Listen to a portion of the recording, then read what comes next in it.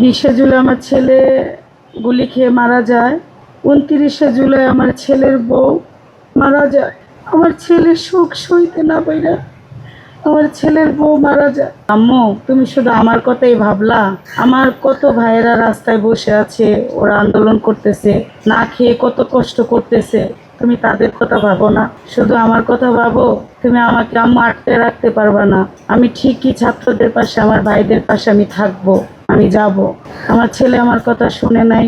তখন আমি মনে মনে ভাবলাম যে আমার ছেলের দেশের জন্য, দেশের মানুষের জন্য, দেশের আরো সন্তানদের জন্য কত মায়া, কত মহব্বত, কত ভালোবাসা।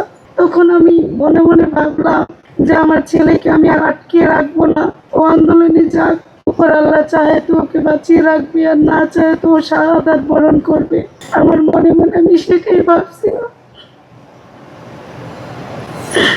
তারপর আমার ছেলে আন্দোলনে যায়। 20শে জুলাই আমার ছেলে শহীদ হন। একটা বুলেটে আমার ছেলে মারা যান। ঢাকা মেডিকেল তাকে মৃত ঘোষণা করে। আমার ছেলেকে আমি বিয়ে করেছিলাম অনেক শখ করে, মাত্র 20 বছরের ছেলে আমার। অনেক শখ করে বিয়ে করেছিলাম। 11 মাসের সংসার ওদের। 20শে জুলাই আমার ছেলে গুলি খেয়ে মারা যায়। 29শে জুলাই আমার ছেলের বউ মারা যায়। আমার ছেলের শোক সইতে না পাইরা আমার ছেলের বউ মারা যায়। আমি তো 2টা সন্তান হারিয়ে পাগলের মতো আছি। যাক, তারপর আল্লাহর কাছে লাখ লাখ শুকরিয়া, আলহামদুলিল্লাহ, যে আমার ছেলেকে আল্লাহ শাহাদাত হিসাবে কবুল করে নিস। সমাজের কাছে, সরকারের কাছে আমার কোনো চাওয়া পাওয়া নাই। আমার চাওয়া শুধু একটাই, যে আমার ছেলে দেশের জন্য জীবন দিল। দেশের জন্য যে জীবন দিল, আরো মায়ের সন্তানরা, আমার আরো ছেলেরা যে জীবন দিল, কেন দিল?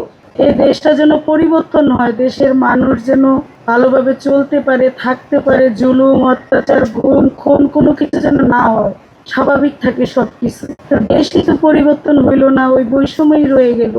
আমি চাই যে আমার এক সন্তান জীবন দিছে, শহীদ হয়েছে, আমার আরো সন্তানরা এখনো জীবিত আছে।